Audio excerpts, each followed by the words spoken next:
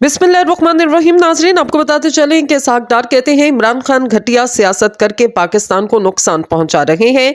वफाकी वज़ीर खजाना इसहाक डार ने कहा, इमरान खान घटिया सियासत करके पाकिस्तान को नुकसान पहुंचा रहे हैं। वो हकायक से हटकर बातें करते हैं। ऐसी बातों से स्टॉक मार्केट पर असर पड़ता है। प्रेस कॉन्फ्रेंस करते हुए वफाकी वज़ीर खजाना ने कहा, इमरान खान की ख्वाहिश है कि मुल्क डिफॉल्ट हो, पाकिस्तान किसी सूरत डिफॉल्ट नहीं करेगा। इमरान खान अपने मुल्क का ख्याल करे। इसहाक डार ने कहा, कल से मीडिया में बहुत ज्यादा डिबेट की जा रही है। आज मीडिया के जरिए इमरान न्याजी को शीशा दिखाते हैं। अप्रैल में सियासत के बजाय रियासत को बचाने का फैसला किया था। हमने सियासत पर रियासत को तरजीह दी। इन्होंने कहा, अप्रैल में ऑपोजिशन ने बिल्कुल सही फैसला किया था।